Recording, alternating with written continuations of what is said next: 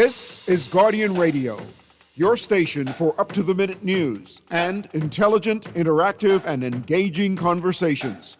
96.9 FM. The views and opinions of the hosts and guests are their own and do not necessarily reflect the views of the management and staff of Guardian Radio.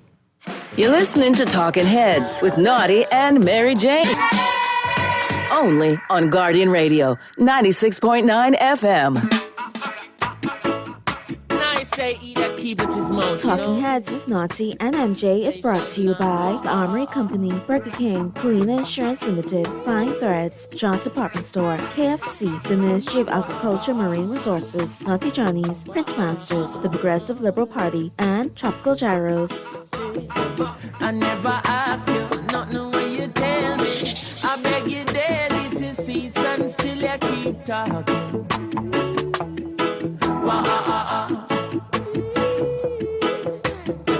Me granny tell me from your little baby, he that keep at his mouth shall stay out of problem. It seems like you was carrying jail, so I ain't carrying on. Say about that chatter with me, well, chatter of him, murder rap big in farm. Hey, your mouth I go put you in a problem. We're back at you on the Monday, March 30th edition of Talking Heads. Your boy Naughty along with MJ and your company right up until 6 p.m. We do have several special guests in studio and we got a hot topic to talk about today. MJ, what's good? Oh, I'm great. How are you?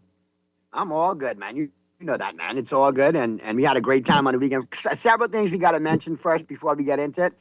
First and foremost, condolences to our colleague, Dwight Strawn, yes, on the passing of his mom. We didn't get an opportunity to do it on the weekend. And, we spoke to Dwight personally, but I just like to take time out again just to say, Dwight, we're keeping you in our thoughts and our prayers. I know exactly the road you have walked, my brother, and I've walked that road. If you need anything, I am here for you. I totally get, where you guys are at, and we're keeping your family in our thoughts and our prayers. And I just ask that all our listeners and fans of Guardian Radio keep, the Strawn family in your prayers. Yes. No, I agree. Deepest condolences to the entire Strawn family. This must be a really, really rough time for them. So, of course, we're keeping Dwight and the entire family in our thoughts and prayers for sure. And then sad news this morning, found out about, our dear friend, sponsor, and just generally good guy, Chef Kalma. His mom passed away this morning. And she was a giant of a lady. Miss Kalma was awesome people, man. Yes. Just great, great people, always. And one of those good old-fashioned behemoths that know who your people is. Right. Oh, no, I know you. Your grandpa was KM. I know we used to do the laundry and da-da-da-da-da-da-da. Great people, man. Just great, great people. And you know how much we love Chef. So our thoughts and prayers go out to Chef Kalma, his family, the entire Kalma family, the whole Tropical Gyros family, man, at this time. Chef, again, I am here for you, my brother. I know what you're going through. Yeah, definitely. As with the Strawn family, the Kalma family as well, we're sending them lots of love. And of course, we're thinking about them because this is a very, very, like you said, Mrs. Kalma was such a giant. And of course, we love Chef to pieces. And so we're very sad, that both families have lost matriarchs. So we are definitely keeping them in our thoughts and in our prayers. And three more that I'd be remiss. I want to send condolences again out to the family of the late Emily Higgs. Great on them with great peoples. You know how near and dear she was to our family. Yes. Also, like to take time to mention the late Louis Sawyer, Baba Louis, Jean Jam Boutique downtown. His late mother, Vicky Sawyer, was my godmother. Rest her sweet soul. And now Louis still one Bahamian icon right there. He was off fancy growing up. Louis was way too cool for school and everything else, man. And one heck of a Dallas Cowboy fan. So, oh boy, yeah. Gonna miss Louis. And then last but not least, the Moss family, Peter Moss, Moss Yeah. Gas, my boy.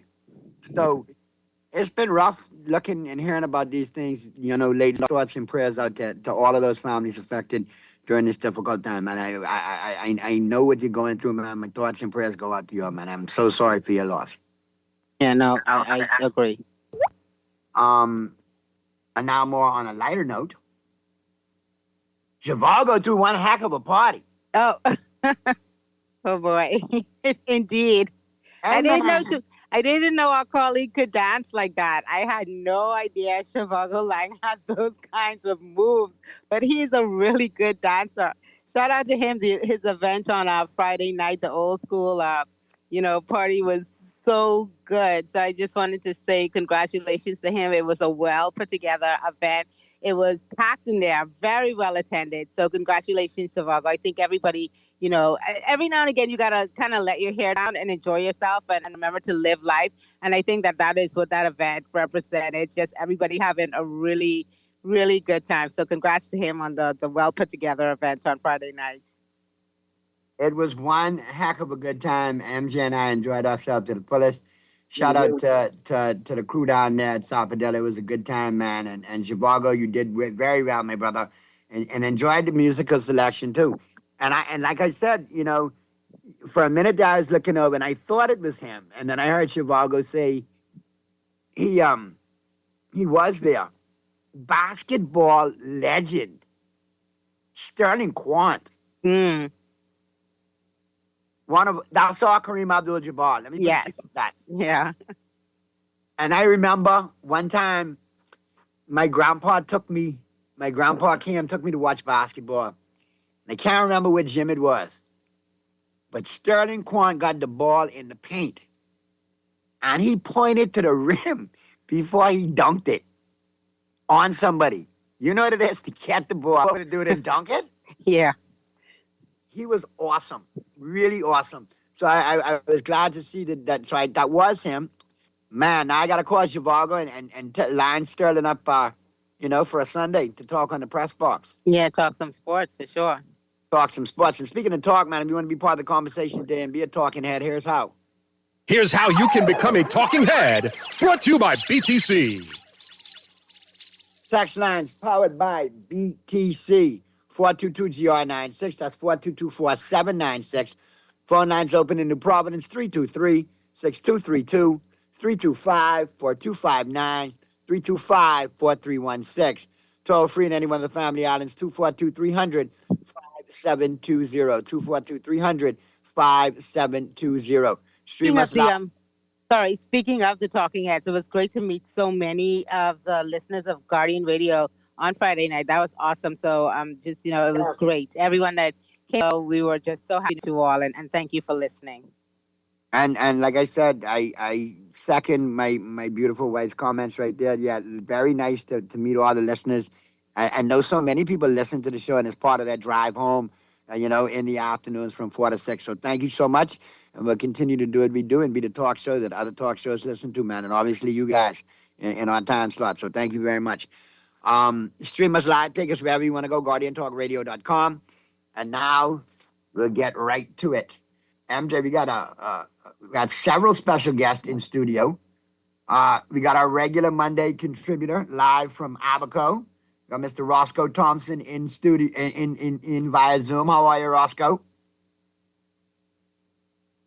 We'll get to Roscoe in short order. We might have dropped that down, but we'll get right back. Roscoe will be right back chiming in. And we also have Mr. Eric Carey and Mr. Joe Dauble. Obviously, Mr. Carey is president and CEO of One Consultants, and Mr. Dauble, chairman of Waterkeepers Bahamas and Save the Bears.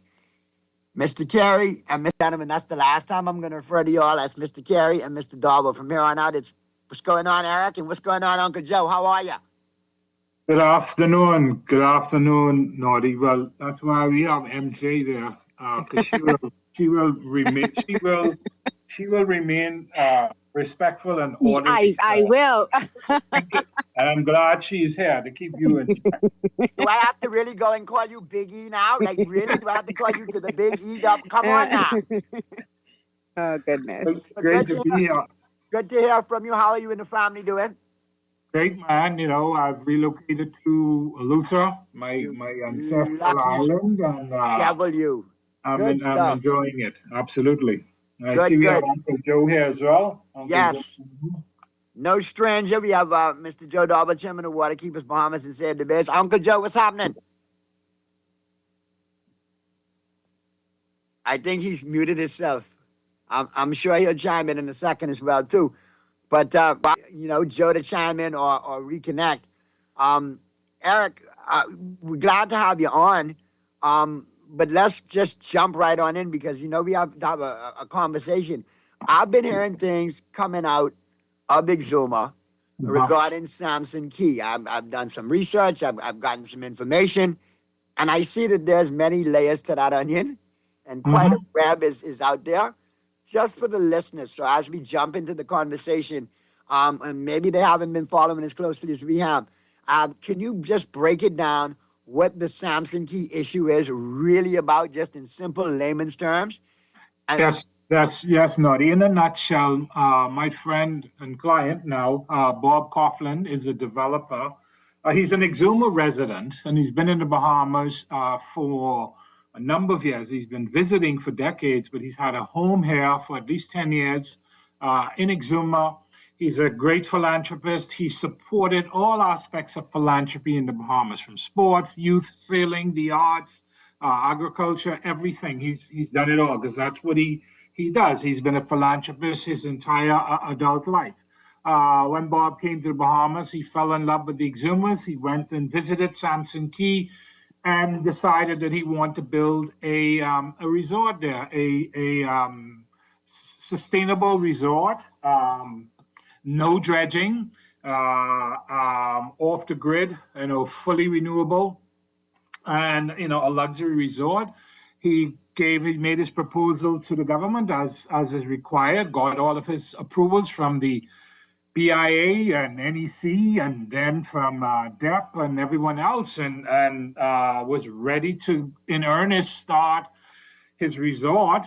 And lo and behold, learned that another developer had been given significant land holdings on the same island nearby to do a very large and intensely dense development, totally incompatible with the spirit of low density development in Exumas, and it presented a threat to turtle grass. My client's project is a turtle grass resort, and his project is now under threat, or was placed under threat, by the government now signing another heads of agreement with another developer for a type of development that is totally incompatible with and represents a significant threat to the existence of my client's project.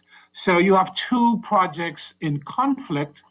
My client has been trying to convince the powers that be, and we've met with the Prime Minister, we've met with the Deputy Prime Minister, we've met with other members of the government and other officials, trying to bring reason and balance, trying to see if we could negotiate the removal of problematic elements that this other development has. This is the Integra Rosewood development, seeking to remove those elements from where they are being considered right now, for which they recently got site approval, to basically destroy a very pristine cut channel that we call the North Bay of Samson Key. It's an area that's used by locals, by visitors.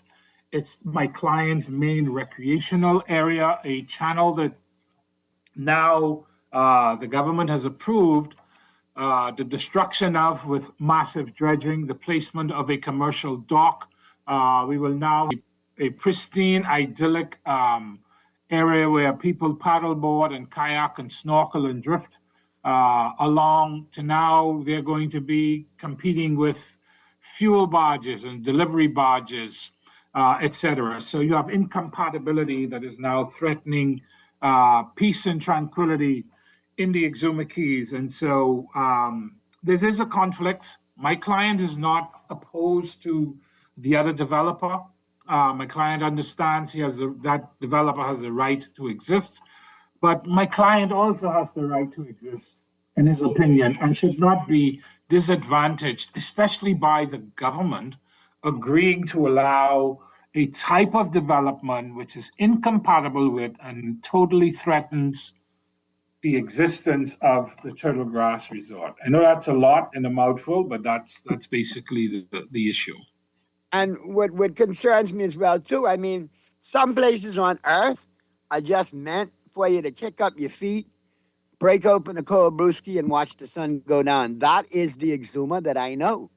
I Absolutely. cannot understand Samson Key being even placed in. Listen, I welcome the other developer and I welcome the investment, but let's do it correct.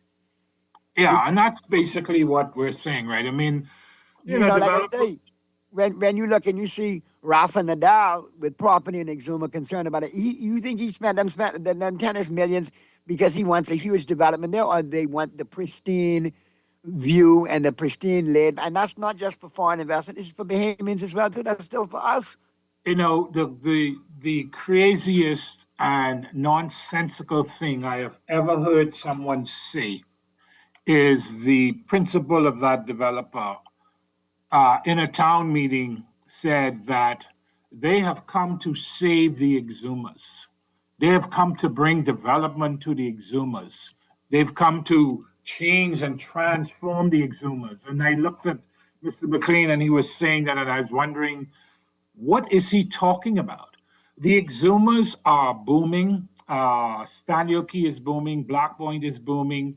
Compass Key is booming. There is a element in the Exumas. Turtle Grass was going to be the type of development which fits into exactly what you described: idyllic, low impact, sensible, sustainable. The model of sustainability, my client would put his model of sustainability up against any in the world: low impact, renewable energy, certainly sensible uses of other resources like water, minimal footprint, no dredging of the seabed, etc. That's what you think about when you want to do development, and that's what our government should be saying. Oh, up comes this developer with the largest dredging footprint in the Exumas. This developer is proposing, and this is, when I saw this, I had to check it myself, but undercover on a tiny island, this developer will have 5 times the covered air-conditioned Baha Convention Center. I mean, let that sink in if you want to talk about density and low impact, etc. That doesn't make any sense. On an island just over, that they have 120 plus acres, I think 140 acres, they probably have 110, 120 buildings. That is extreme density. I've seen ads that this developer has been putting out there saying that it's low impact development, it's a model of sustainability. But I don't see how that some of that magnitude could be, It is low impact. absolute hogwash. It is no other way to describe it. And I am insulted.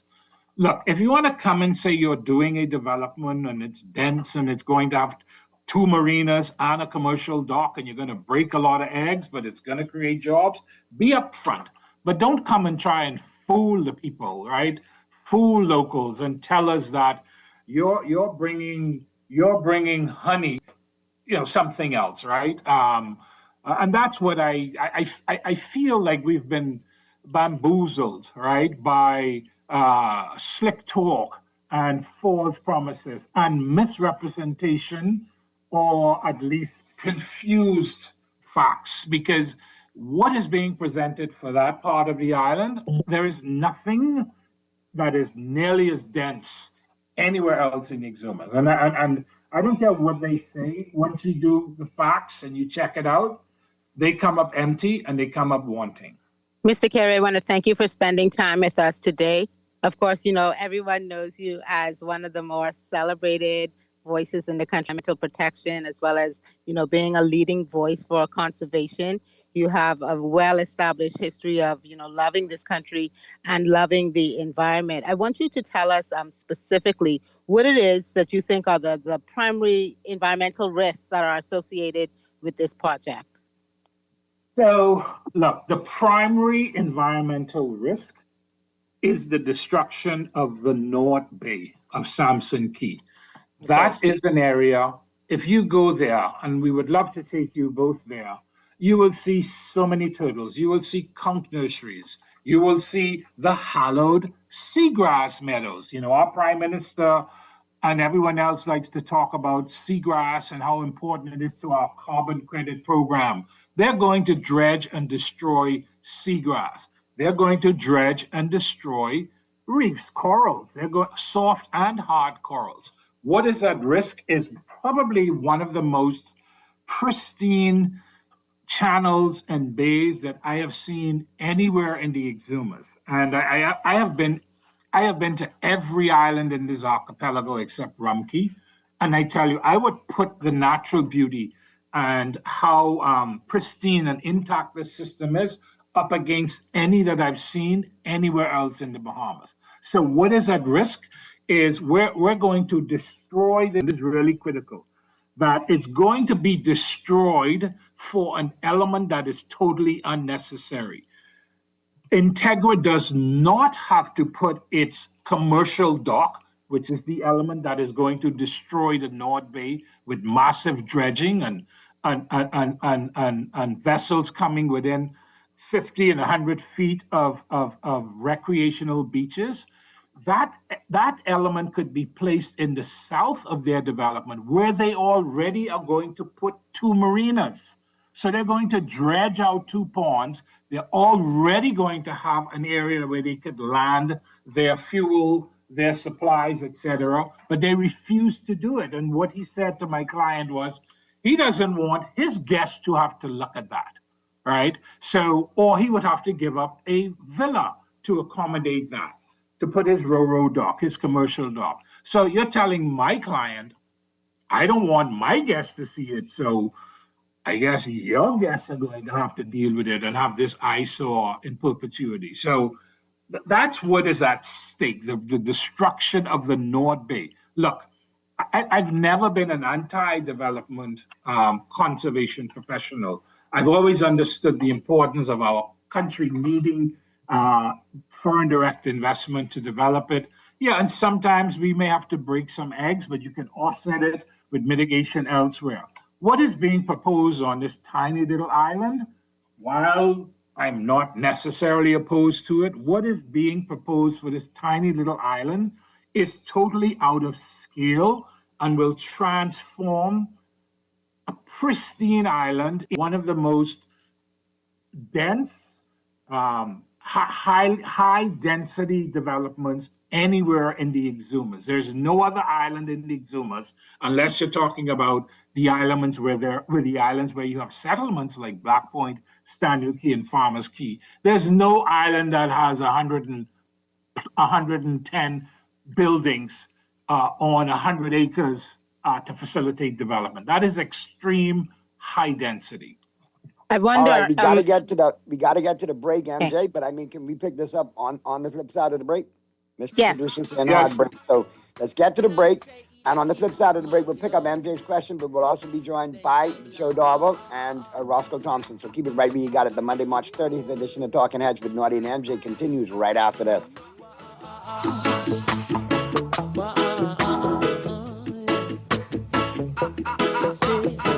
I never asked you. Craving something bold, fresh, and unforgettable? Tropical Gyros is your flavor-packed escape, a Carib-Greek fusion born right here in Nassau. From juicy grilled salmon, chicken, and pork gyros to loaded bowls, fresh salads, wings, and more, there's something for every craving.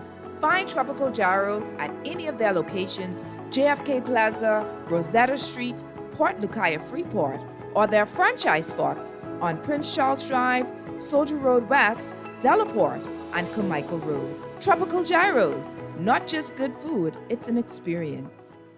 John Shoes and Accessories is your one-stop shop for all your footwear needs. You will find what you're looking for among the growing collection of classic and trendy styles with new arrivals every week. John's covers the whole family and has great prices, helpful and friendly customer service. Your experience shopping with us will be time well spent. Shop with us online at www.johnshoes.com. John's also now carries small home appliances. So come on into John's, located on Rosetta Street in Palmdale, and put fashion at your feet.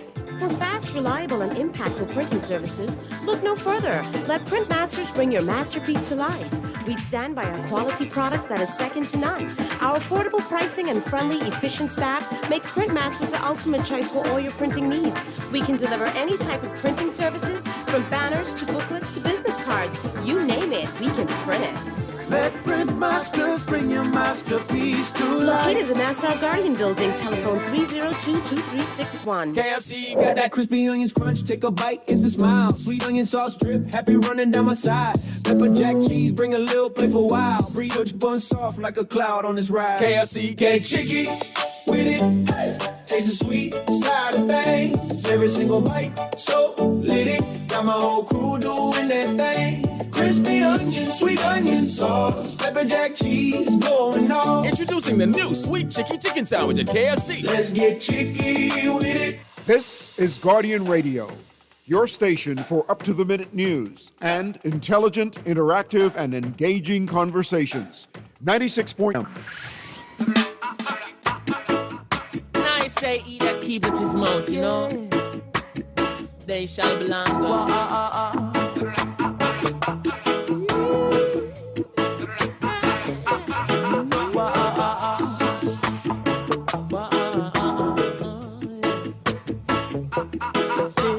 Hello, Naughty, you can hear me now? Yep, I can hear you now. We're back at you right here on Guardian Radio. It is Talking Heads with Naughty and MJ. And we've been joined by Joe Dog. See Uncle Joe in the building. Eric Carey is still joining us as well.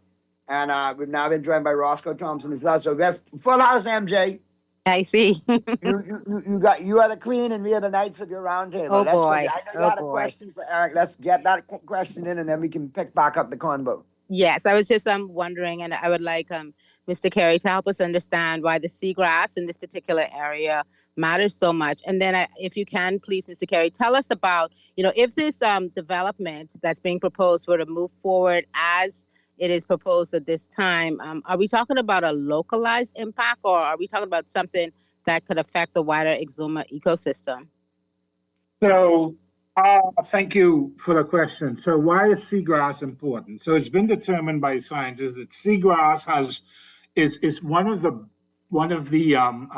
best mediums for absorbing carbon, right? So carbon, the Earth's atmosphere is warming. You have climate change being affected because global warming is because you have carbon dioxide building up in the atmosphere. What things like forests and seagrass meadows do is that they absorb this carbon, they lock it away so that it's not in the atmosphere, therefore helping to lower global temperatures. We have realized that our country has some of the best and intact and largest, most vast areas of seagrass. And our country, our prime minister has gone around the world talking about seagrass and how important it is and why it needs to be protected. And in fact, we've laid out that this place has seagrass and and the prime minister said to me personally, there's no way he will allow the dredging of seagrass. They're apparently going to be allowed to dredge seagrass. So seagrass is important in and of itself for carbon sequestration, it's called, but also it's an area where species like sea turtles, conchs, etc., spend an important part of their life cycle feeding, grazing, etc. So it's an important ecosystem. Your question about whether this will have only localized impacts, what I think is at risk here, and this was the most devastating for me as someone that understands and appreciates development and why it should happen and where it should happen, is that at the town meeting, I asked the director of physical planning, Madam, I forget her name. I asked her, how do you determine whether this project is too dense? What is your yardstick? What is the measurement by which you're going to judge this? And in a nutshell, there really isn't a standard, and that this might actually become the standard. That scared the living Jesus out of me, because if we can say, as planning officials or environmental professionals in our country, that the largest, most dense, most destructive, most monstrous development ever in the central exumas should be touted as the model for density and sustainability, that cannot be right. And so that will have an impact elsewhere, MJ, because if they use that standard, then anybody anywhere could come and say, well, if Integra was allowed to do it there, why the devil can't we be allowed to do it here? And that's where you have the potential for going beyond just local. Where I have concern with that issue, Eric, is here. You can dredge, you can do all of this right now for a resort, but a resort can be temporary. That resort could go belly up. You might not have another investor. It might take time to sell, so on and so forth. And now we've lost out on pristine Exuma Keys for nothing. We've lost. Naughty, just down the road off of Farmers Key, this same developer signed a heads of agreement long before he signed the heads of agreement. Him and the government signed the heads of agreement for Cave Key. They abandoned Cave Key, started destroying it, and then abandoned it. So how are they granted to do a second development if they abandoned one already? Shouldn't that eliminate them from the process? Somebody should ask that question. How the hell could you start a development, abandon it, and then be given more of our crown land, given crown land, my crown land, your crown land, to go and mess up now? You've abandoned it. You've proven to develop in the Exumas, and you've moved to another island to develop. How in God's sense does that make sense? And you can research it. They signed a Cave Key heads of agreement well in advance of their signing the heads of agreement for Samson Key.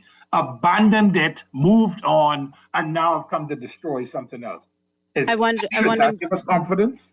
Mr. Carey, I wonder if we're at the point now where the Exumas, I guess, need a clearer development framework or some limits. Exactly. Why aren't we there? What we need is a land use plan. My good friend, we have someone who is very experienced in planning. His name is Chris Russell, former director of forestry, now has his own environmental services company, Russell Craig and Associates.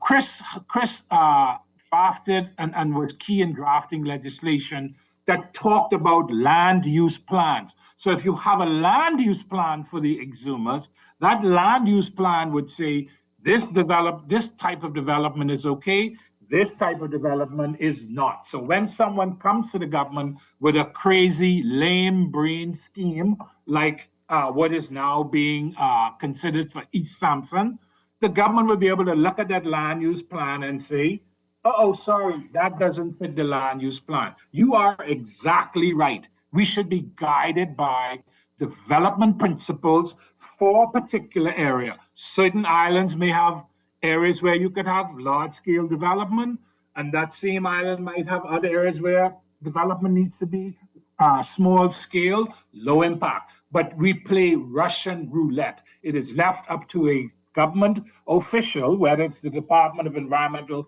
Planning and Protection, and my good friend Dr. Neely, or the Department of Physical Planning or the Town Planning Committee, to make a judgment call based on how I feel, so we could allow it, as opposed to having very clear development principles in 2026 that could say easily and clearly and without any ambiguity, this can't fly here because everyone knows it don't make sense. But Let me ask Roscoe a question. I mean, Roscoe, obviously based on that portion of the conversation, are there areas in Abaco that could be affected by resorts like this moving forward if it's approved to go along like this? Well, I mean, you do. Hey, good afternoon, Eric and Joe and everybody. You do have that one down in South Abaco at Sandy Point that I think the density and what they want to put in there is too densified for the population and what they want to do in destroying the grounds for the Abaco parrots. So there are areas, and especially down there, you have Moores Island, and you also have a lot of that is breeding grounds for grouper, other things like that. So you have to be very careful when you're allowing these big resorts to take over areas on islands. Baker's Bay is an example, Winding Bay and what happened up there. There's always been a little bit of butting heads. We need developments in the islands, in the family islands, but I think when we need to start looking forward now is, as Mr. Carey hit on, is resorts that are eco-friendly, that are, doing what they need to do to maintain their status, to not destroy our environment, because once that's gone, we're done. So it's gone. So we do have some areas in Abaco that I think that the government of the Bahamas, no matter which is in, but right now this administration's in, they need to take a deeper look in, before allowing foreign investors or investors to destroy an area, to make sure that, hey, you're not going to get it back. I wanted to ask Mr. Carey as well as Uncle Joe. The developer, Integra, has made some revisions, including reducing the dredging. Now, from what you've seen, have those changes, meaningfully addressed some of the concerns? No change. That's the biggest farce I've ever seen in my life. What they're saying, what they're telling the public, we've listened to the public and we've made adjustments. We've moved our dock. Look, they presented plans for where this dock is located and the amount of dredging and this huge seawall months and months and months before they withdrew their bogus site plan, because it was approved on drawings that they hadn't submitted properly. But they actually had these drawings, this location, out in the public domain. And all of this is documented in the court case, because this is now before the courts, right? So we've documented that, because my clients have been carefully tracking all of the iterations of how they've moved things around. They've been moving things around willy-nilly, but they have not made no major concessions. This is where they plan to put their dock long before the public outcry. This is no concession. The only thing they've done is dressed it up and put in a new plan, but they have been planning to do this destruction all along. The destruction that they are planning was envisioned a long time ago, and they have made no concessions. They're basically misleading the entire public when they say we've listened, because those iterations have been in the public domain for where they're putting this commercial dock and the dredging they plan to do in the North Bay for months and months and months. So you can't fool us, because we've been tracking this very carefully, and all of this, Fred Smith has carefully placed this in the court, where it is going to be very clear that no concessions have been made, that they're doing exactly what they planned to do months and months and months ago. As Bahamians who care about the environment and love this country, tell us what responsible development in the Exumas would actually look like. What do you think it looks like in the Exumas? Let me have Joe weigh in on that. Uncle Joe, you there? Do we have Uncle Joe? Who keeps going in and out? So what does responsible development look like? So look at Foul Key, Sandals Island. Joe, you there? We can't hear you. Keep talking. You talking, I'll shut up. You gotta unmute yourself, Uncle Joe. Oh, Joe, go in and come back, Joe. Go back out and come in. When you come in, you're able to have audio, and then it drops. So you need to go out and come back in.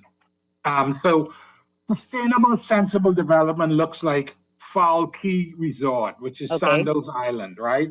Right. Sustainable development looks like what my client envisioned at Turtle Grass. Low impact, villas that are dispersed within the ecosystem. More boutique oriented, correct? Sorry? More boutique resort oriented, correct? More boutique resorts, not massive development with hundreds, right? Low impact looks like, you go to off of Exuma, the Kahari Resort, which is, again, small villas, fully renewable energy off the grid. Those are the types of developments that we want to tout. If we want to say we are sustainable, we are a sustainable project, those are the principles that you have to be bound by. You can't be dredging 2 massive marinas and a 3rd commercial dock and have hundreds of buildings and have moving tens of thousands of trees and destroying them and saying that you're doing sustainable development. That is simply not the case. You are 100% unsustainable, destructive, and your impact is irreversible, and there's nothing you could do on that island to offset your impact. So you are basically completely in conflict with all principles of sustainable development if you're going to have the type of development and the type of impact that you have put in the public domain that you're going to do at the Integra Rosewood Resort. There's no low density sustainability there.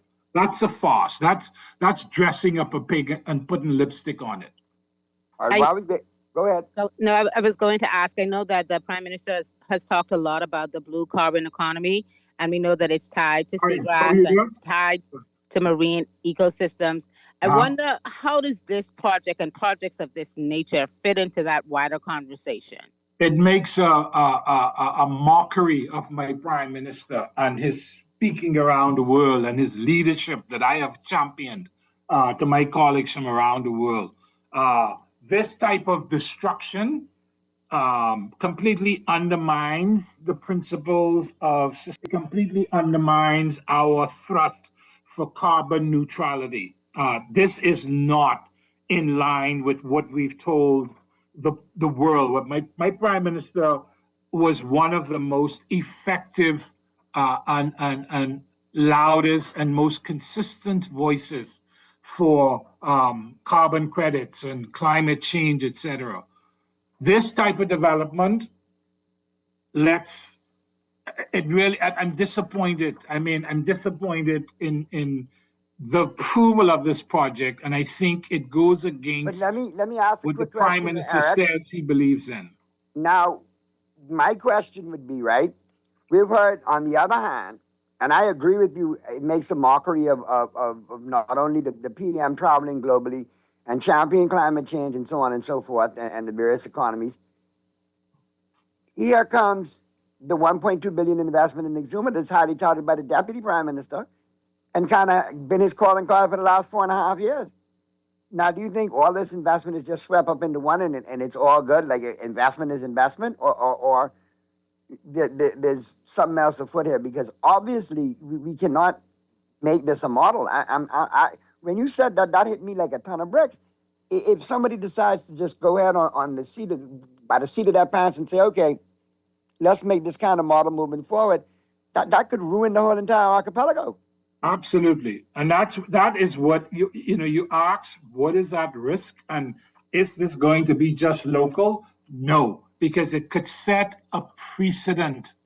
And another government or another administration or the same administration, whoever wins the election, will come back and say, well, do it here. And that's what is really fundamentally wrong with this development. Look, if these dudes were basically being honest with the public, and the Deputy Prime Minister was being honest with the public, say, look, this is a large-scale development we're putting on a small island, and here's why. It's going to have these jobs, this impact. They're all going to be foreign jobs because 300-400 people out of work in the Exuma Keys. That doesn't exist. In fact, their heads of agreement, they ask for I think 100 work permits because they know they can't find the workforce that they need. So who is going to benefit from? Where are these jobs going? But my point is, be honest and say, this is a large development on a small island, but we're okay with that. Don't come and dress up this thing in sustainability when it's really destructive and out of scale.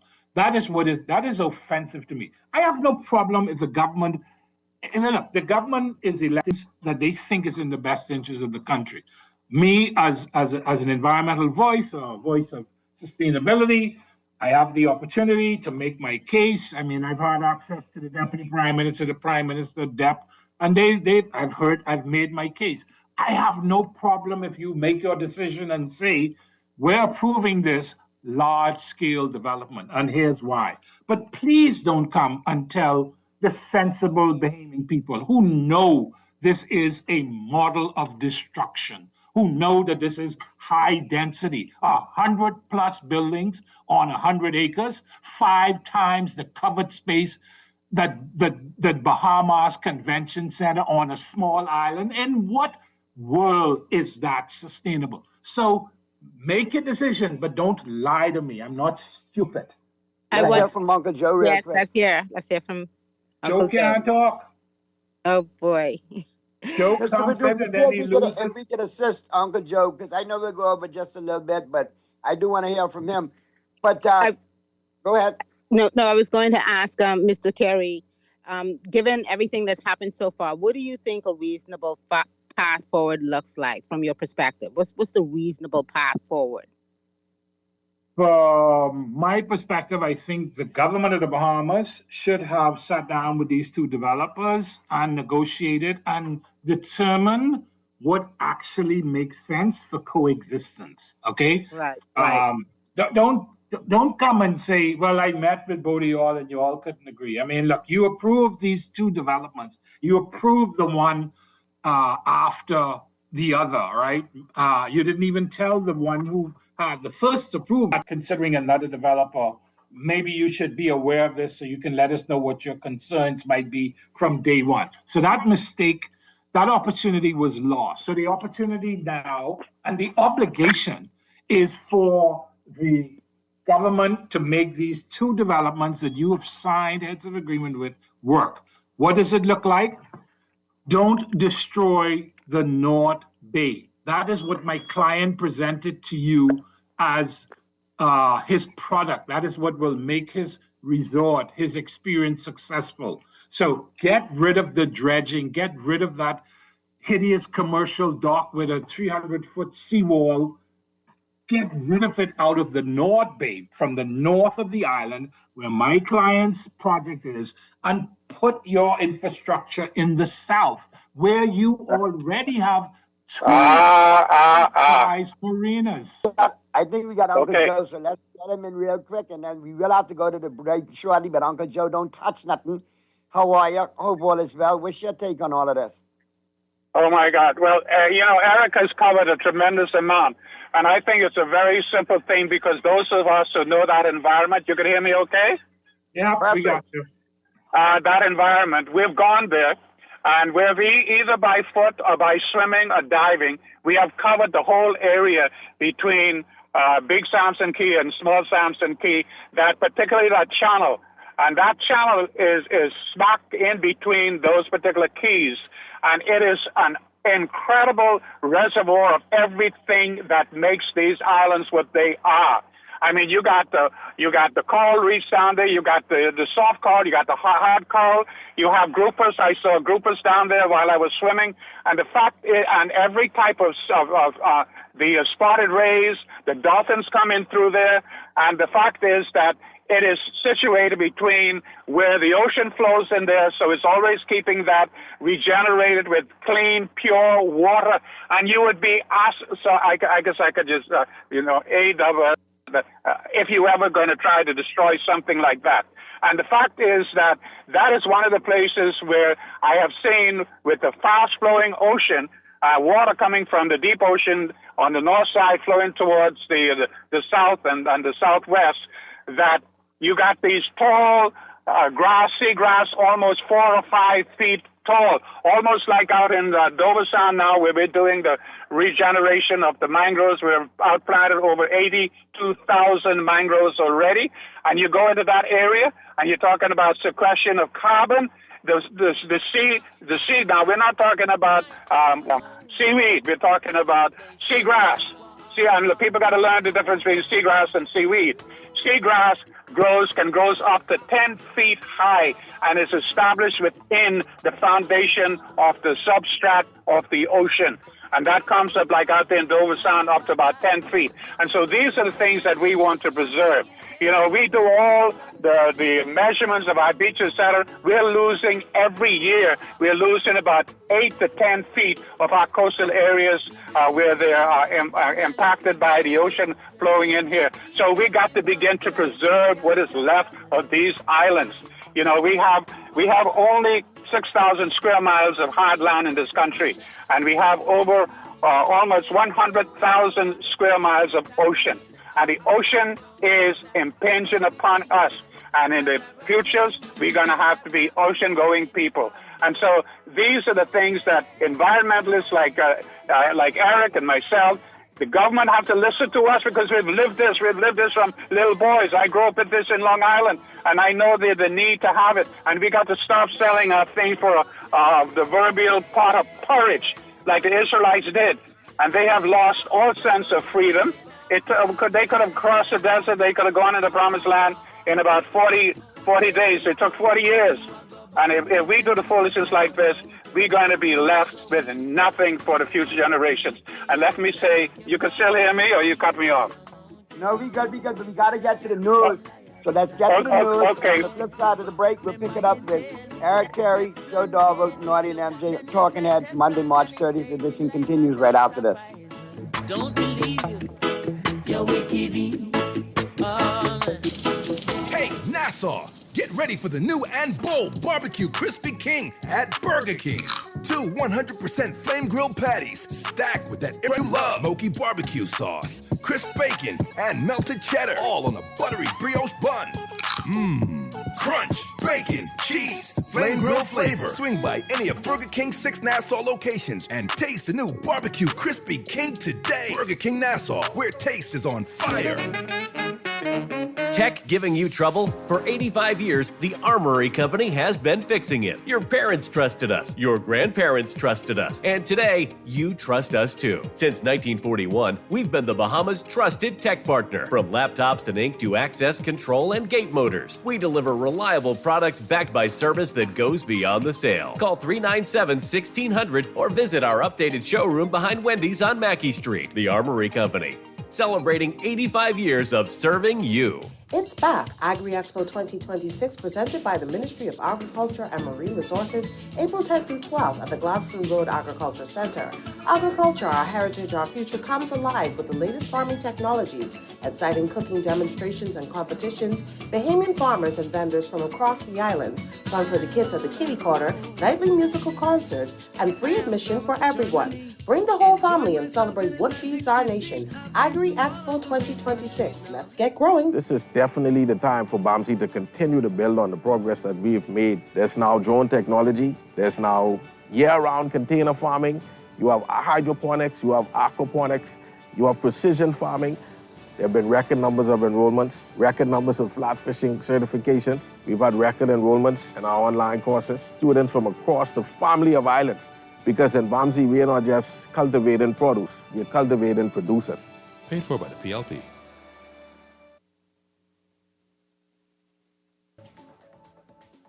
This is Guardian Radio, your station for up-to-the-minute news and intelligent, interactive, and engaging conversations. 96.9 FM. You're listening to Talking Heads with Naughty and Mary Jane. Only on Guardian Radio, 96.9 FM. I say he that keepeth his mouth, you know, they shall belong God.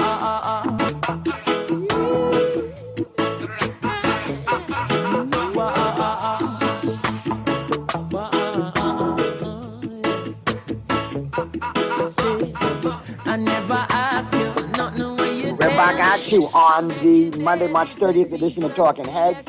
Your boy Naughty along with MJ and your company right up until 6 p.m. Continuing now with our special guests, Mr. Eric Carey and Mr. Joe Darbo, continuing the conversation. And I know MJ had a couple of questions, and we'll hear from both these gents, and then we'll get ready to wrap things up.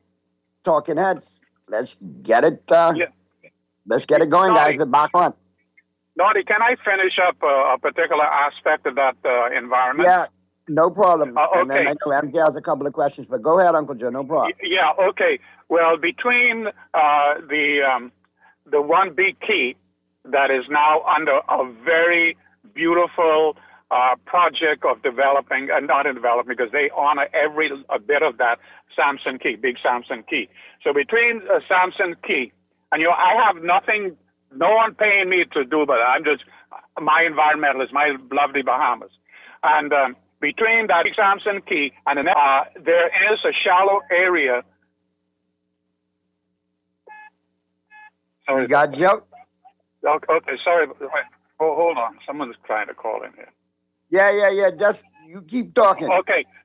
Between those keys, that's actually, and then that opens up to the north side there where the ocean flows in. That's where the ocean is, deep ocean. And that flows in between those, and it comes out into that bay area where there's that beautiful panorama of every majestic thing that you can find in the ocean, even our groupers up to 2 feet long that we've seen in there. So the ocean, when they dredge that, it means that the ocean is going to flood in there. And it's going to wipe out everything in there. They're going to widen it and deepen it to bring in big vessels, etc. That is obscene. It's stupid. It makes no sense whatsoever. And then, of course, it means that right now, if you're going with the tide, one way or another, you could float there about 10 miles an hour. That's how rapid the ocean flows in there between those two keys.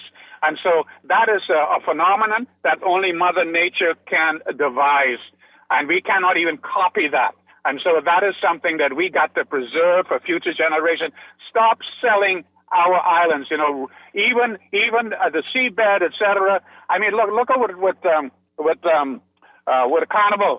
Carnival Cruise Port here, Carnival Key is doing now. They have invited a contingent of myself, environmentalists, and people with all sorts of concerns for the Bahamas to be part of an advisory body to them. That's what these companies should do, with people with common sense and longevity in preserving these beautiful islands for future generations, and stop selling them. Again, even if you were to lease them for 99 years, but what is going to happen to our children in 100 years from now? They're going to be left with nothing. So let's be concerned about that particular aspect of it. Future generations, what are we doing for them? I grew up in Long Island and I was 14 years old, and everything I needed to know about the environment, I knew then because I was dependent upon the ocean, the water, and the land. Amen. I wanted to ask a question because there was a letter in one of the local dailies today by a Captain Tito Baldwin, who is from the Exumas. And I just wanted to quote a part of it and ask you gentlemen your thoughts on it. So the letter reads in part, quote, "The comparison of this project to Junkanoo Beach is equally flawed. Nassau Harbor is a heavily engineered port with vast turning basins. North Bay is a confined, shallow, living ecosystem. Suggesting they are comparable is not just inaccurate, it is dangerous. From a maritime and environmental standpoint, this project introduces unacceptable risk. Dredging, destruction of live coral reefs and seagrass, altered tidal flows, and vessel traffic in narrow waters used daily by swimmers, neighboring islands, divers, and local tour operators," end quote. And when I hear, destruction of live coral reefs and seagrass, that definitely gets my attention. What is your take on that analysis? And what is it that you think that Bahamians should really understand about if this is allowed to move forward in this form about the possibility of us ever... No, we can't. You cannot regain that. Once you destroy that, that's gone forever. And so the nonsensical things that have been put out there about you could transplant seagrass, no, that doesn't happen.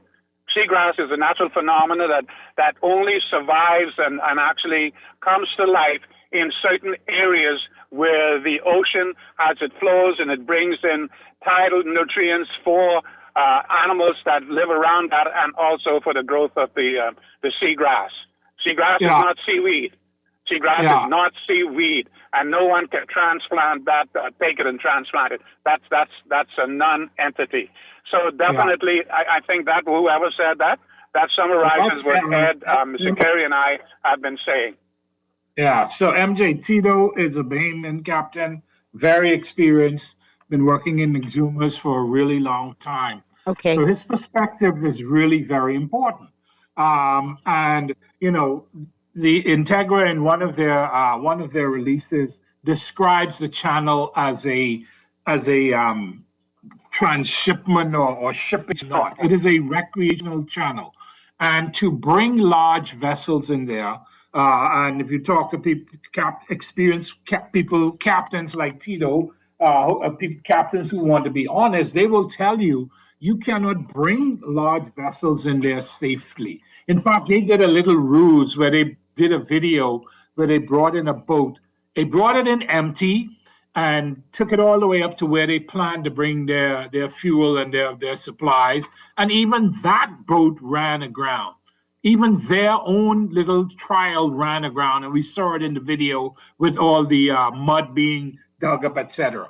So the point is, it is not a navigable channel unless you're going to do substantial dredging, or you're going to have to continually impact the seafloor with the bottom of your vessels. Plus, you have to do a large churning area for a large vessel to come in there and be able to get back out safely. So the point he's making is that you cannot bring vessels into this channel without substantially changing it, meaning you have to destroy seagrass, you have to destroy conch nurseries, you have to destroy corals, coral reef, corals, and you have to undo nature. That's what they have to do.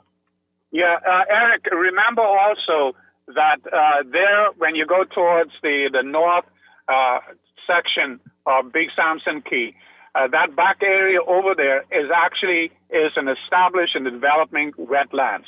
You have red and black mangroves already established. At high tides, actually, turtles come in there. They've even seen dolphins that come in there, stingrays come in there, manta rays, etc., come into that area as well. Now, if they're going to dredge, because that's where they plan to do the dredging between that one key over there beyond Big Samson Key, but then that whole area in there is an established and an ongoing development of wetlands. And I've been in there. I walked that for many feet and so forth to look at the mangroves that are growing in there. And because of the seeds that the red mangroves can float from anywhere and come in, and also the black mangroves, they can float in there. They have established themselves in there. And then we've found, like with the high tide, there were already fish coming in there, and they were laying their eggs, bonefish, etc., in that area. So dredging from that area on the north to a big channel, they're going to destroy a beautiful, pristine, only God can establish such a beautiful thing in our ocean. Can't be done. Come on. I want to thank you both for spending so much time helping us understand. We've been getting so many calls and texts over the past few weeks asking us to look into what's happening in the Exuma. My final question to both of you is, I wonder, what do you think this moment in time represents for the Bahamas? I mean, is it about this one project, or should we be looking at this as something larger, maybe in terms of how we approach development going forward? Look, I've been telling my side, my team, including the lawyers, this is a landmark case. This is a turning point. This is going to be challenged in court. Now we have very robust legal laws, regulations that were passed in 2021 or 2019, I don't remember. But this is going to be landmark. When Baker's Bay was fought, Roscoe, we didn't have the legislation that we have now. Now we have legislation. It is a turning point. It is going to be landmark. And I think this is going to basically set a standard that hopefully, I don't know, if it goes forward, MJ, it's going to set a horrible standard and a horrible precedent. If the government pulls back a little bit, talks to the developer, talks them down to common sense, then we could have something which could be a model for coexistence of two developments on a project. This is landmark, and this is going to be proven to be landmark one way or another. And unfortunately, it's probably going to be drawn out in the courts because government don't have the sense to do it. Yeah, okay. Eric, you're absolutely right. And the fact is that, those of us who've been fighting for the preservation, and the fact is with the sea level rises that are coming up, we got to be able to be conscientious enough to know that we got to pass something on to future generations that they could call their own. And like I said, even if we want to support the purchase of these by foreign entities, we got to make sure that their investment in the development of other areas in the country and the people in the country goes synonymous with whatever they're going to use our environment for. We are still one of the most precious spots on planet Earth. We're the most beautiful spot from outer space. We got the most beautiful ocean, and even though they dump in it tremendously, and we never get the benefits from the sewage that they dump here, the people who register these ships, cruise ships, they if it's in Florida, Miami, they are sued by them, but they dump in our waters. So these particular aspects, we got to watch out carefully, and we got to do it. People like Ed and myself, we Eric and myself, we're old. I'm 84 years old, and yet I got that passion that I want to save something for my children, my grandchildren, the great-grandchildren, that they could, no matter where they go, they could always come back home and enjoy stuff that has been preserved in our Bahama land. Yeah. MJ, I just say, look, to wrap up my contribution, because I do have to leave also, look, to these guys, to the government, to Philippe McLean, to Integra, to Rosewood, respectfully, stop trying to convince us and the public that this is the level of development, it's sustainable. The facts simply don't support it. Exuma deserves truth, not marketing slogans. That's what I want to say to these people. I want to thank you for having us. Now listen, consider this a platform, all right? Because you know how I feel about oil drilling in this country, but now I got something else to feel passionate about because I love the Exuma Keys, and this is not making any sense to me. I'm wondering why is this being allowed to go this far? Obviously, we have to fight it, and not the investment, but to fight to make sure that it's done correctly. So that portion of Exuma is preserved for Bahamians. Absolutely. We've already lost 86% of our arrivals to the cruise ships. The cruise ship passengers, they don't come, so we need these impactful portions of our archipelago to maintain our tourism product. And we cannot have it destroyed by a resort that is no guarantee to be here 20 years from now. And it could be 100 years from now. Sustainable development. My beloved Miami Dolphins have won the Super Bowl the last 10 years. Oh, boy.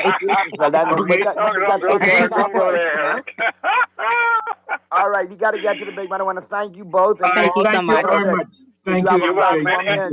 Anytime, you know where our heart is.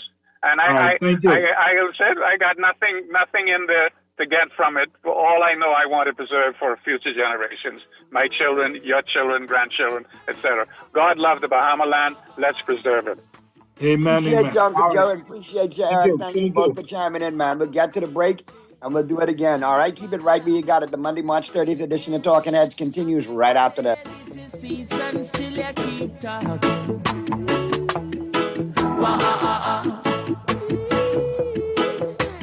KFC, got that crispy onions crunch, take a bite, it's a smile. Sweet onion sauce drip, happy running down my side. Pepper jack cheese, bring a little playful wow. Brioche bun soft like a cloud on this ride. KFC, get chicky with it, hey.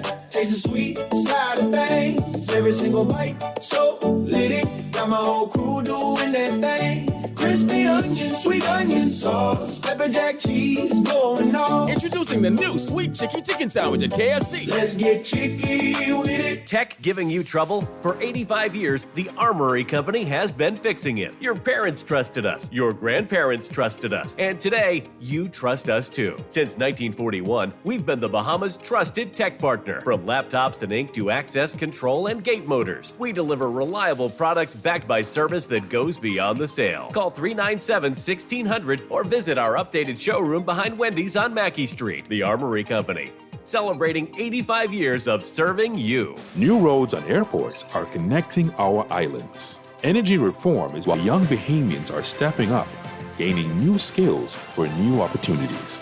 Respect for workers. Support for entrepreneurs. We're modernizing energy and infrastructure across our islands and preparing Bahamians to succeed in a new economy. Transformations this big take time. Let's choose progress. Paid for by the PLP. Craving something bold, fresh, and unforgettable? Tropical Gyros is your flavor-packed escape, a Carib-Greek fusion born right here in Nassau. From juicy grilled salmon, chicken, and pork gyros to loaded bowls, fresh salads, wings, and more. There's something for every craving. Find Tropical Gyros at any of their locations, JFK Plaza, Rosetta Street, Port Lucaya Freeport, or their franchise spots on Prince Charles Drive, Soldier Road West, Delaport, and Carmichael Road. Tropical Gyros, not just good food, it's an experience. This is Guardian Radio, your station for up-to-the-minute news and intelligent, interactive, and engaging conversations. 96.9 FM. You're listening to Talking Heads with Naughty and Mary Jane. Only on Guardian Radio, 96.9 FM. Nice say he that keep it his mouth, you know. They shall belong God.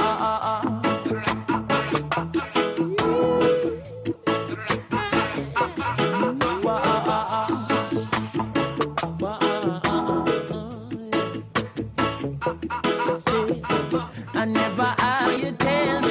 I beg you daily to cease and still you keep talking.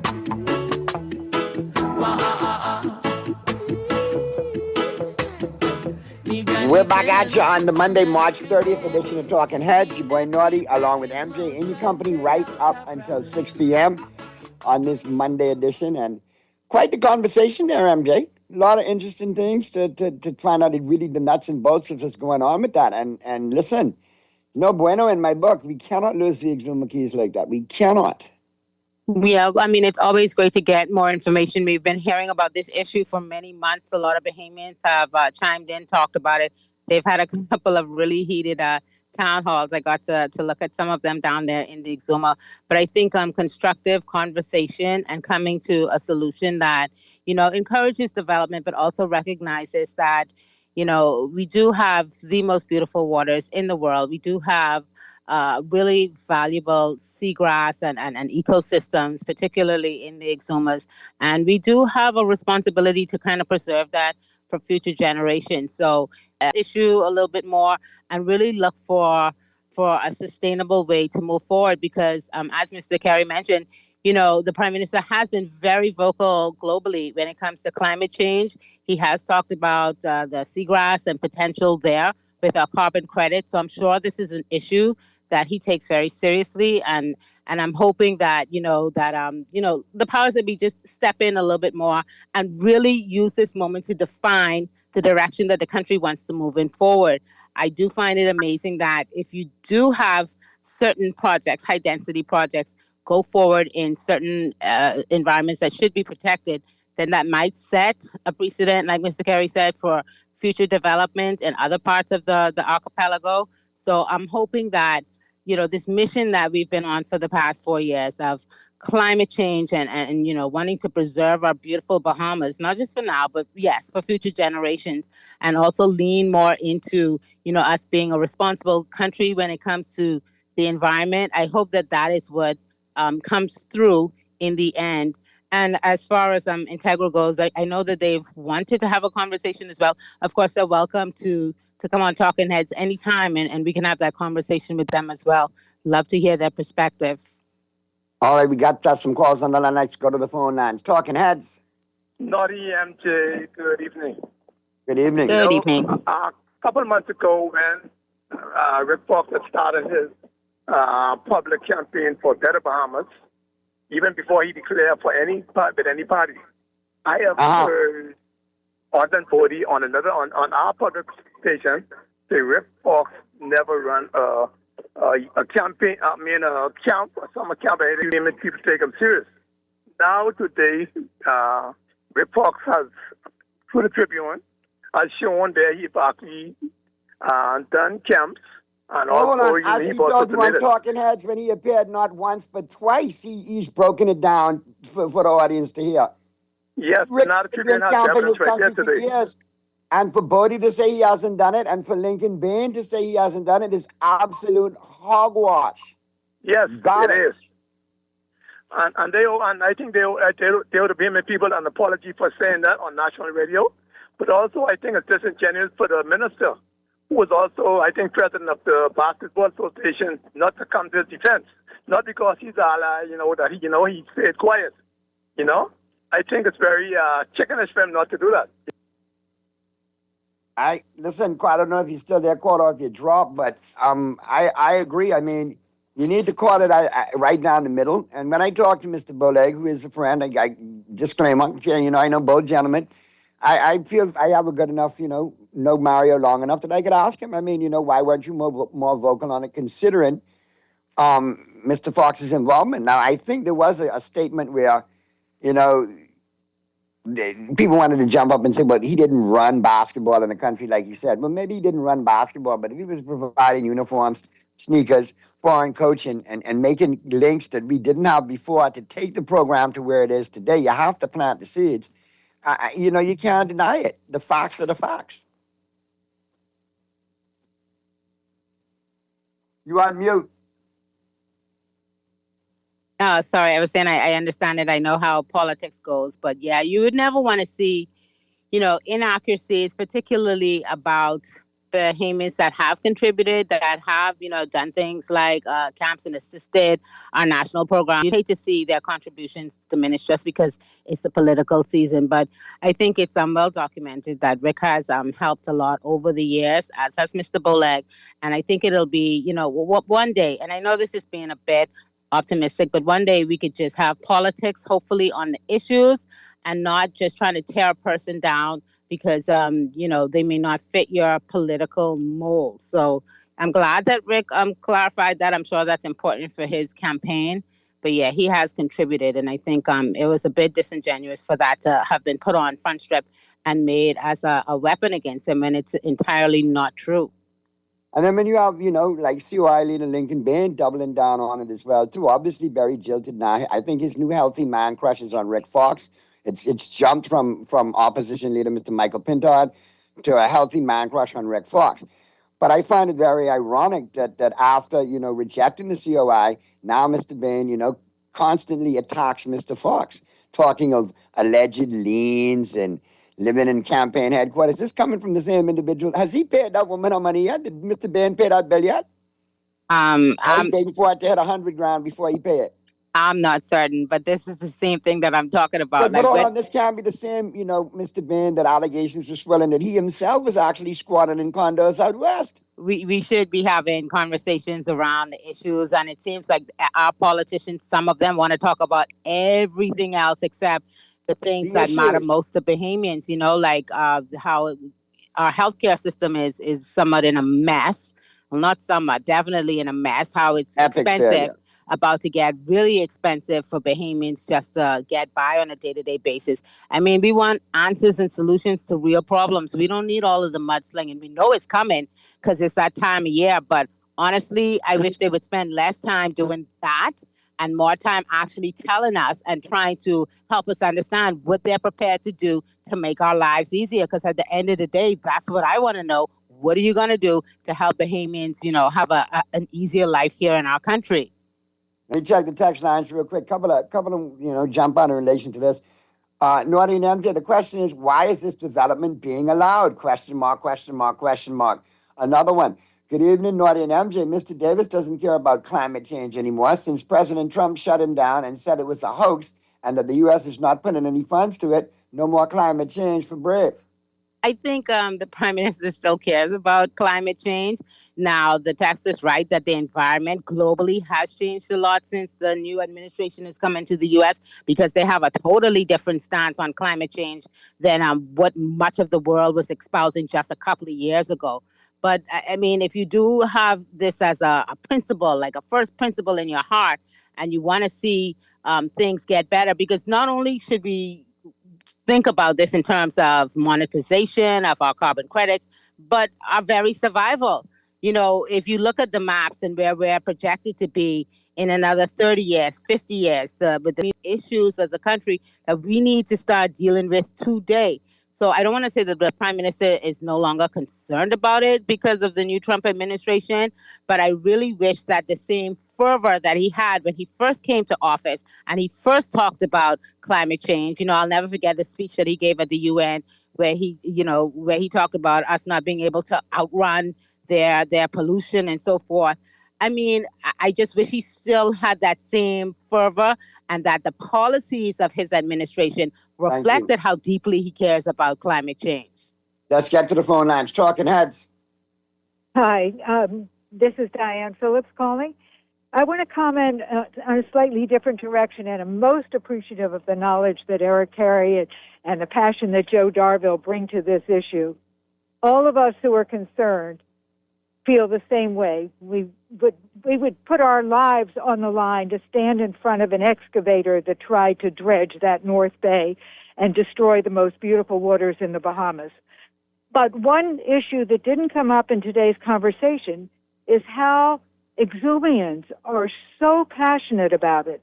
I was at one of those town halls, and over 150 people spontaneously got up and started shouting, "No dredging, no dredging, no dredging." Nobody started it. It wasn't planned. It's just the way people felt. And this is the political season, and more than 7,400 people have signed a petition.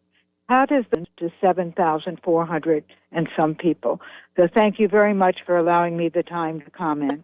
Thank you very much, Diane. We do appreciate that. And she's absolutely right. That is another part of the conversation that we should keep in mind. I say it all the time when we talk about the hotel in Grand Bahama and everything that's been promised to Grand Bahama, that Grand Bahamians need to be the loudest voices when it comes to the conversation. So I do think it's important for us to continue to center, Exumans and what their thoughts are and what they want for the future of those islands. So thank you again for reminding us that their voices should be the more important voices in this conversation. Well, if this administration refused to implement the Freedom of Information Act like they promised on the campaign trail to a nation, I'm sorry, 7,400 people in Exuma, who's y'all? No offense, I wish your voices would be heard, and they should be heard. But this administration, based on their track record when it comes to dealing with issues like this, crickets, watch. But Exuma it's something very important too. I mean, they do have a political voice in their elected member of parliament, the Deputy Prime Minister, Mr. Chester Cooper. And I recall an article where he talked about Mr. Carey in particular, and he talked about all that he has done in terms of protection of the environment. And he thanked him for all of his work when it comes to the environment. So hopefully, even at a MP level, Mr. Cooper is listening to voices of Bahamians like Mr. Carey, and then he's also considering, some options in order for us to see Exuma not only develop, because the jobs are very important, but do so in a sustainable way. Because, like Uncle Joe said, Exuma is like, and I've said this before too, Exuma is like the most beautiful spot on the planet. And you remember when those astronauts talked about how gorgeous it looks, and we saw the photos from outer space. That is not something that you want necessarily altered by, extreme dredging or change, so much so that it's not recognizable to the Exuma, growing up. And like you know? I told Eric, there should still be a place where you and I could go when these boys go off to school to put our feet up, kick off the flip flops, crack open a nice ice cold Sam Adams, and eat some Kong salad and just look at that beautiful Exuma landscape. The keys, the sunset, the food. It's just so awesome. Yeah. And people will pay top dollar to come to a boutique resort down there and get into it. And I think we need to market it. Ministry of Tourism needs to market to that aspect. Yeah, no, I do think about administrations to just put up these mega resorts that are just going to destroy the whole, landscape and atmosphere. Well, the thing that I'm concerned about, Uncle Joe said, which is that, once this thing goes away, once it's altered in a particular way, then there's no going back. So I think that's something that makes this, much a pivotal moment. So whatever we decide to do, if we can find ways to do it sustainably with lower density for those islands, I think that is probably the best path forward. And I think that our grandchildren and our great-grandchildren will thank us for that, for having that kind of restraint and for actually recognizing that they do have a stake in this country and that's a part of their inheritance. And we don't want to hand them something where we necessarily may have destroyed seagrass or the part that gets destroyed coral reef. I mean, something should be, when you're a true lover of the environment, something should be non-negotiable. So I'm really hoping that this administration takes a hard look at what's happening down in Exuma and find a way to accommodate growth and development, but do so in a way that doesn't necessarily change the footprint of the Exumas in a way that we could never change back. Let's get to the phone lines. Talking Heads. Yes, thank you, and good evening to the one and only, the honoree, I should say, the winner. I haven't been able to congratulate you since you won the number one, being the number one talk show host. Thank you so much. And we appreciate your contributions and shared with you as well, man. You're one of our original Talking Heads, so always glad to hear from you. Yeah, I'm listening, and I'm hearing that both sides should be listened to, the two developers. But I want to be put myself out on a limb that the governing party, the current governing party, would listen to Mr. Eric Carey, the environmentalist, and I believe that even though they are not saying anything, I'm going to want to put myself on a limb that they will be in favor of Exuma. I would think so. Right. So I would want to believe so, because that's our national heritage, or international heritage, I should say. Yeah. No, I agree. By the way, I just heard that gas price going up tomorrow. Is that true? Oh no! Oh, you telling us now? Oh no! I mean, we could see it coming because prices are going up all over the world now. And the reason why the Trump administration is not in favor of climate whatever, overheating or whatever it is because they want to shoot bombs, and bombs and climate don't work together. So all those bombs that they're killing all the people down in all over the world. The bombs, oh boy. And plenty of them falling in the Middle East right now. Thank you so much. Thank you so much, caller. All right, we're going to get to the break, MJ. Flip side of the break, I got to talk some sports before we get out of here today, man. A lot of college basketball, a lot of NBA, and some NFL news breaking. And we'll probably have a Rich Eisen to take us home. But good stuff. Everybody who called in, texted in, chimed in. We're going to take a quick break now. Flip side of the break, MJ and I have got it. The Monday, March 30th edition of Talking Heads continues right after this.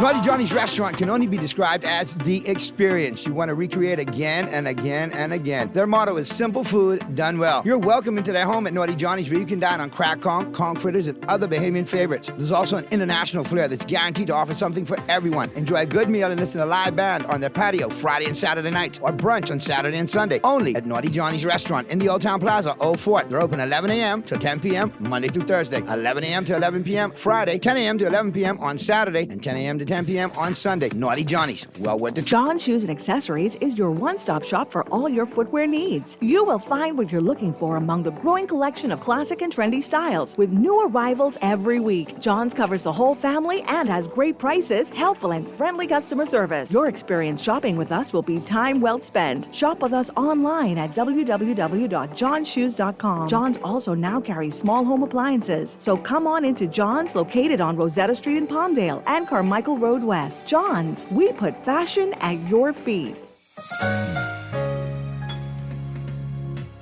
Put more money back in your pocket with the Fidelity Debt Consolidation Loan. Why pay more when you can pay less? Reduce your monthly debt payments down to one low, easy payment. Apply for a Fidelity Debt Consolidation Loan today. Call 356-7764. Fidelity, we're good for you.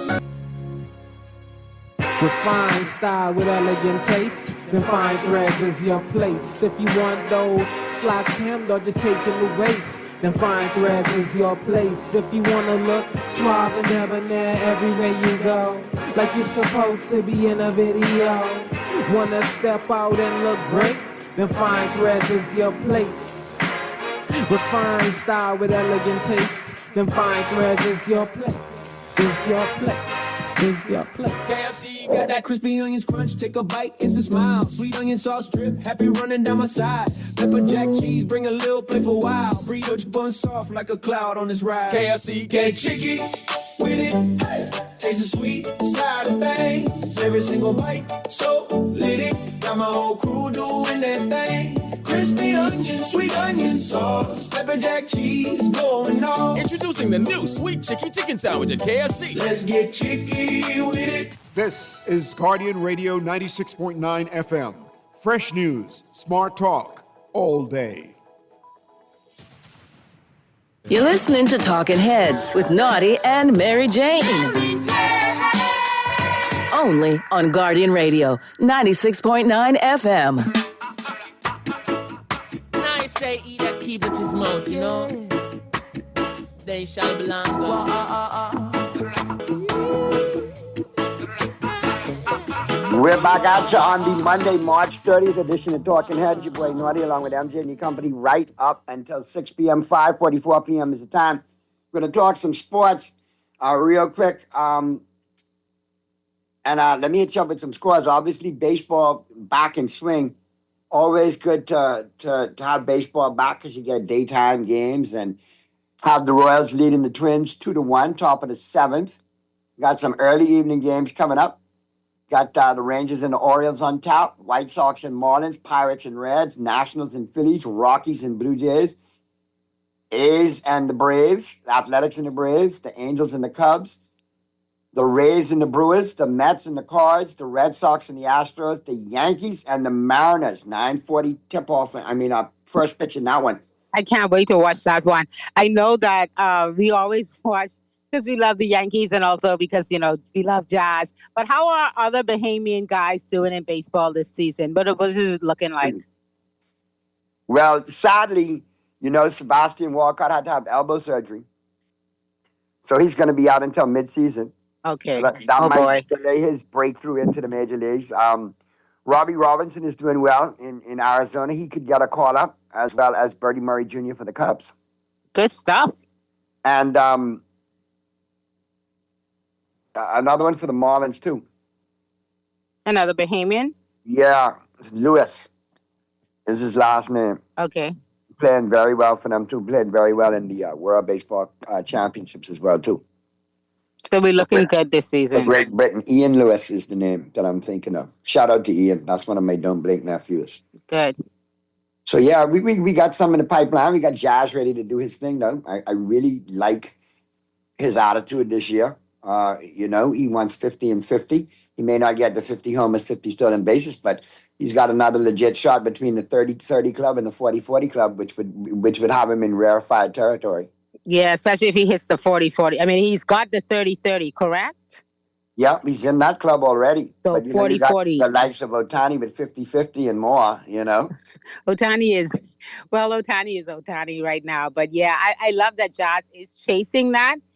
But even if he hits the 40-40 club this year, that'll be so awesome for him, And he's such a great player and a great guy. So I'm hoping he does well this year. Rooting for him. We root for him. Padres and the Giants late games, Dodgers and the Guardians late games, and the Diamondbacks and the Tigers late games. So we can watch some baseball tonight, my love. I think that'll be good. Some good games. And in the NBA early game, we can catch and we'll do the picks on these right now. I'll go down the picks and break them down for you.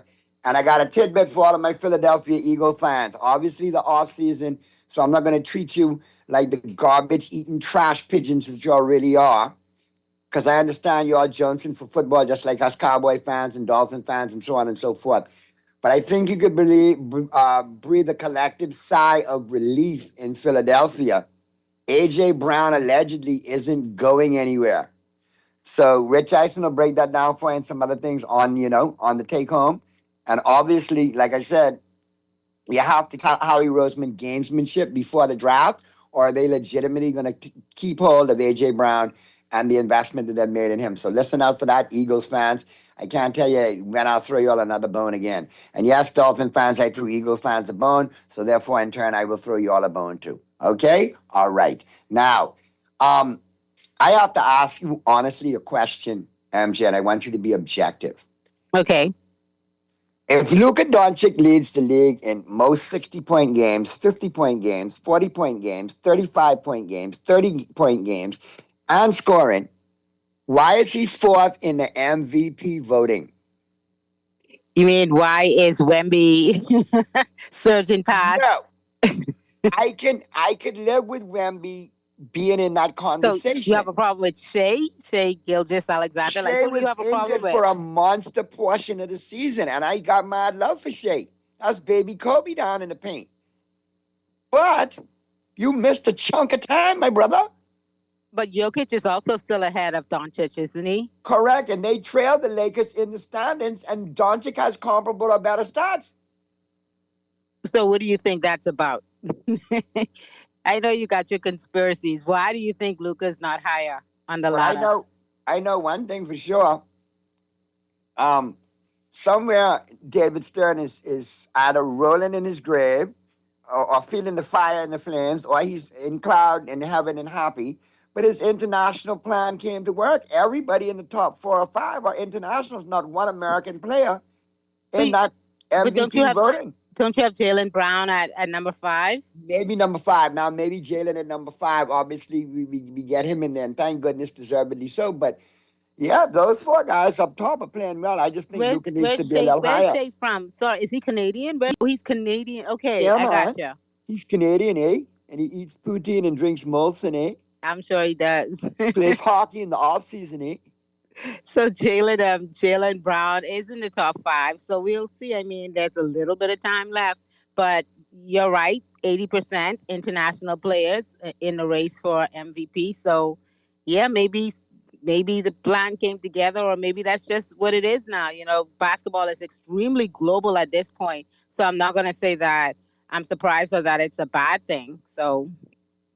Well, I got to look at tonight's schedule, and a lot of these games have ramifications. 76ers and the Heat, both in that 7 to 10 category in the Eastern Conference, vying for the playoffs. They're playing each other tonight. I like the 76ers to win this one. They got everybody back. They're healthy, and they're playing some good ball. Well, I always root for the 76ers, just for VJ Edgecombe. And, of course, I like Maxey as well. I root for them every time except when they play the Spurs. But, yeah, I hope they win as well. That's how I feel about the Sixers when they play the Lakers. Anytime else, I'll pull for the Sixers, even when they play the Spurs. Yeah, because y'all done running right out now. Y'all need to come back to the reservation. We're still chasing the Thunder, so there's that. I just don't know why Wemby can't dunk by himself in the open court. What do you mean? I mean, that's just his style. No. I have watched him drive the lane, put it through his 7'4" legs, around the back, rise up and dunk over 3 or 4 dudes like they were children. Right. And then wide open breakaway dunk, he will throw it down and then collapse for no apparent reason. Trip down, fall down, most uncoordinated by himself player in the history of the league. And at the same time, probably one of the most coordinated 7-footers. So, But did you ever saw the irony there? Is the yin and the yang of that is just hilarious. Exactly. But he has developed again this year, and take nothing away from Nikola Jokic, man. He's been money the last 5 years with all of those kind of stats. I'm just thinking Luka should be in the conversation a little higher. The Lakers are above the Nuggets in the standings. They're comfy number 3 in the Western Conference. And I think they're going to be a tough out until they buck up on Oklahoma City or San Antonio, simply because we cannot match up and we have horrible matchups. Right. And I'm sure Luka, I mean, he's been with the Lakers, a little over a year now? Is it about a year now? Yep. So he's got his feet under him, and he's a huge presence, but those other guys are like massive superstars. So, and then Luka still has LeBron there, who obviously takes a lot of the attention. So I'm not, even if he doesn't get it this year, if his consistency continues, I'm sure that he'll continue to be in the conversation. He got to get one. Yeah, just like Jokic for the next few years. And then maybe we'll see him. If he doesn't get it this year, we'll see him get it soon. If he continues to play the way he has been playing, and if he remains uninjured. All right, let me go down the picks for the night real quick. I like the Sixers over the Heat, minus the 2.5 points. I like the Celtics over the Hawks, minus the 2.5 points. I like the Suns over the Grizzlies, and 12.5 might be too much for them. I like the Spurs.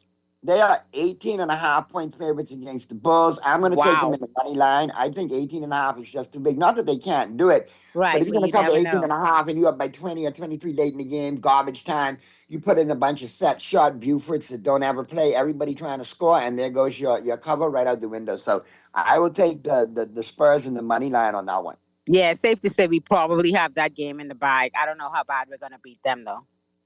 Timberwolves minus 7.5 on the road against the Mavs. Another team that's up and down right now. I'll take the Timberwolves in the money line, but I don't think they cover the 7.5. Isn't it amazing to look at the Mavs trajectory versus what's happening with the Lakers right now? Wow. Interesting. Yeah. No offense, but yeah. Cavaliers on the road, 16.5-point favorites against the Jazz. Take the Jazz plus the 16.5. They play well at home, and that's a big cover right there. Pistons on the road against the Thunder. OKC minus 11.5 points. The Pistons have been beating everybody without Cade Cunningham. I think the Thunder win the game, but give me the Pistons in the 11.5 points. They've been competitive, and they've been very edgy with it, like nasty with it. Like they're playing with an edge, like old school Pistons, physical and getting into the games and playing defense. And I think they stick around. They may lose the game, but I don't think they lose by 11.5. Yeah, no, the Pistons look great.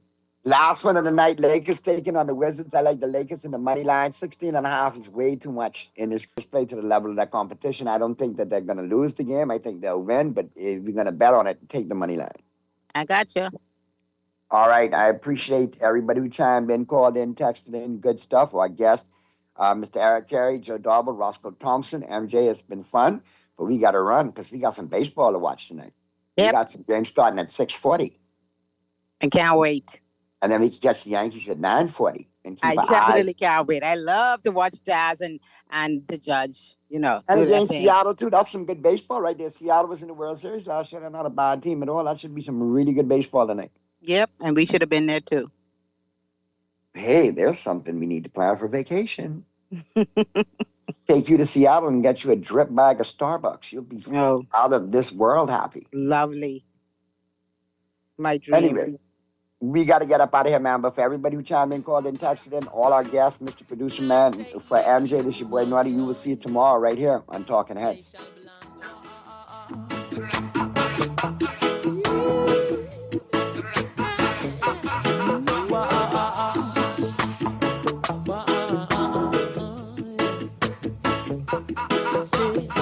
I never ask you, nothing when you tell me. I beg you daily to cease and still you keep talking.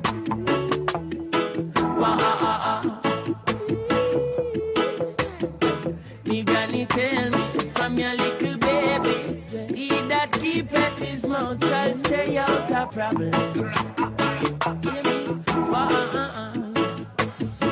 It seems like it was a carrying jail, so I ain't carrying on. Same out that chatter with me, well, farmer. Oh, Jay, yeah. Your mouth I go put you in a problem. Oh, hey, oh, Jay. I said your mouth I go put you in a problem. Oh, yeah. You are go ball, say see a kaya mountain. You are go weak. See a kaya teeth, creation make a ball. See a kaya mount, every thief is a liar, every liar is a thief. Yes. Remember you tell me, Teflon hate me. Then you tell Teflon can excite him like a dose of poison. Don't believe you, you're wicked. Oh man, yes. You tell me woman, tell me you have another lady. Then you tell me, say she have a man well live I rise. Murder among them I see. As some men know you is a news carrying jail.